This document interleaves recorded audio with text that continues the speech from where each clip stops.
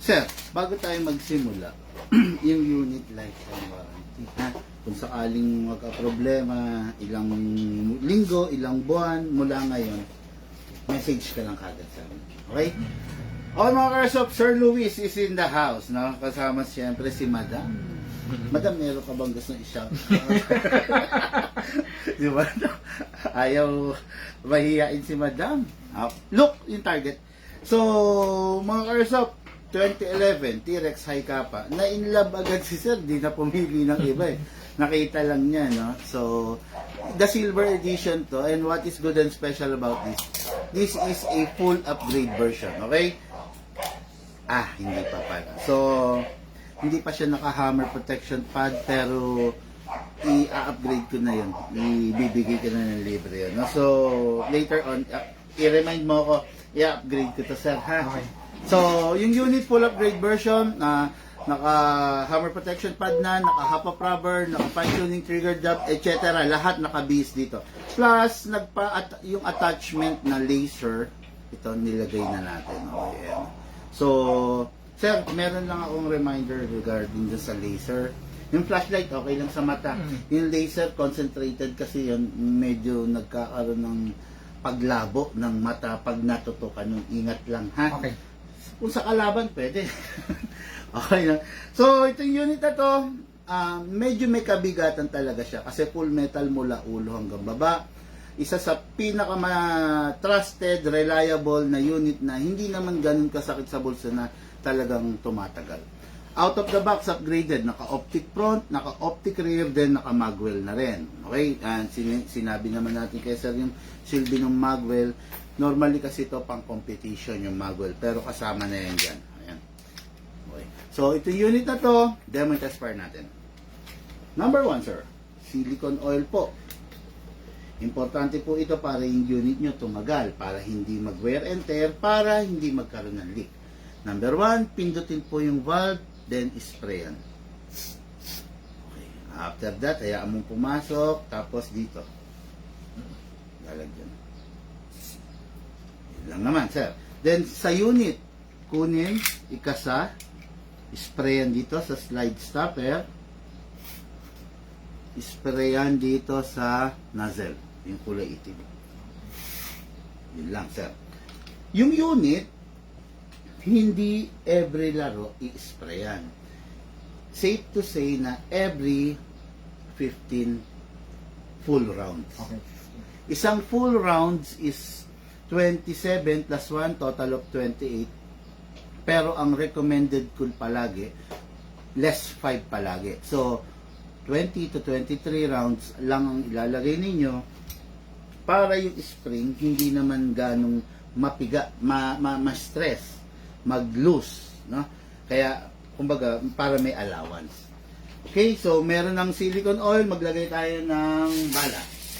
Ito yung speed loader, Sir. Mas mabilis pag meron ito, hatak pababa, ito, iwasan lang mabibitawan kasi baka mabasag ito. Hatak, put your right thumb here para kung mabitawan mo siya, dito tatama, wag dito. Okay, hatak ulit, hold it tight, kailangan wag bibitawan, then pump lang po tayo.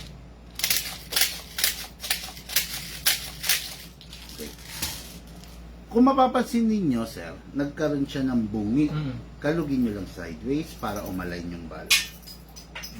Mas maganda pag walang bungi para walang misfeeding at saka wala siyang BB jam. Hindi magbabara. Tapos, ito na. Gagamit tayo ng gas, Sir. Yung gas natin, kailangan palagi number 12. Okay. Opo. Meron kasing number 14, ganito. Huwag mong gagamitin ito, hindi siya compatible sa unit. Okay. Upside down, pataob, isakto mo, then press down. 1, 2. Yung ibang unit, nilalagyan 7 seconds, yung kaninang araw, 8 seconds, kasi hindi yun upgraded. Okay. Dahil upgraded to, hindi siya nagre-require ng maraming gas. 2 seconds lang, okay na. By the way, Sir, yung gas na gagamitin mo, kailangan ganito siya. Hawakan mo. Okay. Yan. Hindi, kasi di ba nasa aircon tayo. Dapat to lalamig. Hindi siya lumalamig kasi meron akong improvised tab. Okay. Para hindi siya papalalamig. Kailangan ganun lang kalamig para ma-maintain yung pagiging malakas ng airsoft. Pasok. Kasa. Bitaw. Ready to fire. Meron siyang safe. Kanina tinatanong mo to. Kung kanan ka ba, sir? Kanan. Yan. Kawit-kawit mo. Okay. Pag sinate mo siya, hindi mo siya mapipindot kahit pindutin mo to. Okay? Ngayon, i-unsafe mo kung magpa-fire ka na. Ito, kailangan to, nape-press mo to para mag-fire. Kung hindi mo siya mape-press, hindi siya magpa-fire. Okay? So, bigay ko sa'yo naka-safe. Ready to fire. Look. Look.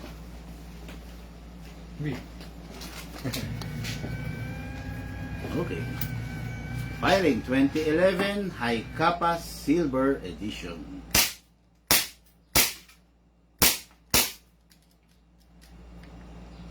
Ay, nabitawan mo. Release mo lang, baba mo lang to. Ito? Yan.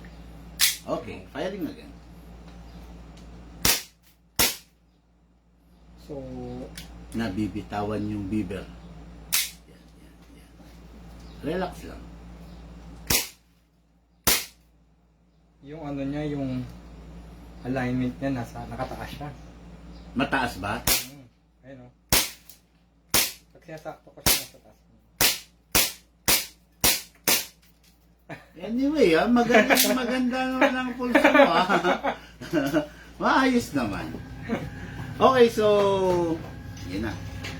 Next thing to do, kanina, ganito yan. Naka-open slide, no? Parang totoong baril din. Kaya nag-open slide kasi wala na siyang bala. Next thing to do, release the magazine. Kanina, na-release mo eh. Na-release mo to kanina yan. Pag ganito kasi, delikado yan, sir. Kasi once na napindot mo, putok siya, di ba? Kung may naiwang bala ron, delikado. Yung pinaka-proper, release the magazine. Then, that is the time na i-release okay. mo to. Then, release the slide. Then, rest. Tignan mo, hindi siya puputok. Okay. Kasi wala siyang magazine. Okay. Yan. Pero pag nakalagay yung magazine, delikado yung mga airsoft, no? So, itong unit na to, lifetime warranty, itong unit na to, marami pang natitirang gas. Pero, kung yung unit, sabi na natin mga isang buong buwan, hindi mo siya gagamitin, alisin mo yung gas.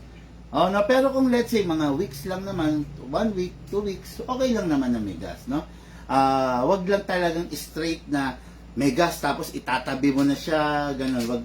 Or, ang pinakamainam dito, sir, at least every week gamitin. Okay.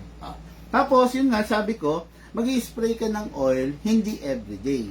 Every 15 full rounds. Okay. Mapapansin mo yan, medyo magiging maganit eh. Yan. Wag mo lang tipirin sa oil, sir, kasi para hindi ma-advance yung wear and tear. Tapos, mga airsoft na yung unit, free PMS every 3 months, no?